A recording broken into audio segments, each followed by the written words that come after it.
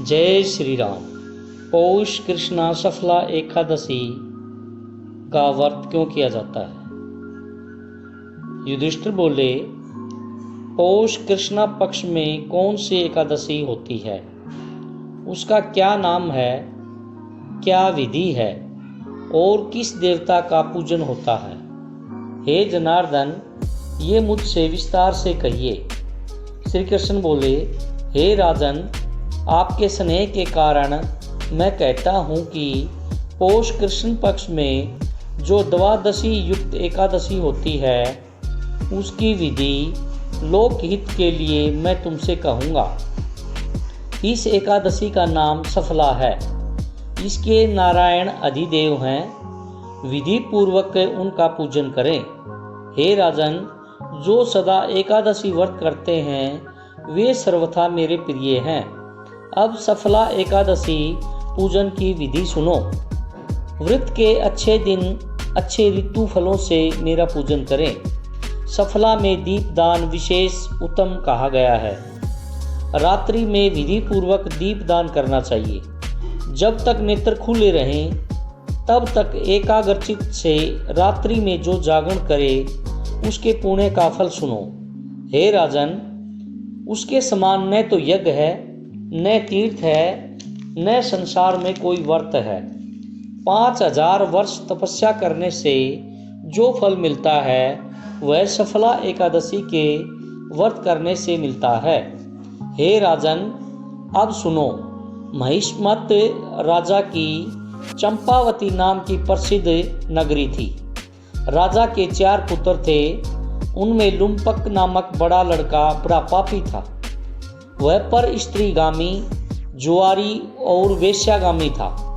राजा ने पुत्र को ऐसी दशा में देखकर राज्य से निकाल दिया। तब लुम्पक मन से सोचने लगा कि पिता और बंधुओं ने मुझे त्याग दिया है, अब मुझको क्या करना चाहिए। इस प्रकार चिंता करते हुए उसने विचार किया कि मैं दिन में वन में चला जाऊंगा, फिर रात को वन से आकर नगरी में रहूंगा। यह विचार कर वह वन में चला गया। नित्य जीव हिंसा और चोरी करता था। वहां अतीत प्राचीन पीपल का पेड़ था। उस वन में उस वृक्ष को देवता की तरह मानते थे। उसी स्थान पर वह पापी लुम्पक रहता था। निंदित और दुष्कर्म करते हुए उसको पौष कृष्णा सफला एकादशी का दिन आया। हे राजन, दशमी की रात्रि को वस्त्रहीन होने के कारण शीत से पीड़ित होकर बेहोश हो गया। शीत के कारण पीपल के नीचे उसको नींद नहीं आई और मृतक के समान हो गया। दांतों को कटकटाते हुए रात बीत गई। सूर्योदय होने पर भी उसको होश नहीं आया। सफला एकादशी के दिन लुम्पक बेहोश पड़ा रहा। जब मध्याह्न हुआ तब उसको होश आया। चैतन्य होने के थोड़ी देर बाद वह अपने आसन से उठा। वह पग पग पर गिरता पड़ता लंगड़े की तरह चलने लगा।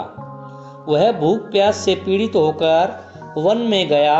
उस दुष्ट लुम्पक को जीव हिंसा की शक्ति नहीं रही। जो फल भूमि पर पड़े हुए थे उनको उठा लाया। जब तक वह आया सूर्य अस्त हो गया था। हे तात, अब क्या होगा, ऐसा कहकर दुखी होकर विलाप करने लगा। वे सब फल पेड़ के नीचे रख दिए। रात में उसको नींद नहीं आई, इससे उसका जागरण हो गया। मधुसूदन भगवान ने उन फलों का पूजन और सफला एकादशी का व्रत स्वीकार कर लिया। इस प्रकार लुम्पक ने अचानक व्रत कर लिया। इस व्रत के प्रभाव से भगवान बहुत खुश हुए और आकाशवाणी हुई, सूर्य के उदय होने पर पिता के पास जाकर निष्कंटक राज्य का उपभोग करो। भगवान की कृपा से वह दिव्य रूप हो गया। सुंदर आभूषणों को धारण कर पिता के पास पहुंचा। उसको देखकर पिता ने निष्कंटक राज्य दे दिया। उसने बहुत वर्षों तक राज्य किया। एकादशी के दिन वह भगवान की भक्ति में लीन रहने लगा। वृद्धावस्था प्राप्त होने पर पुत्र को राजगद्दी देकर वन को चला गया। इस प्रकार से जो सफलादशी का व्रत करते हैं वे इस लोक में यश लेकर निसंदेह मोक्ष को प्राप्त करेंगे। जय श्री राम।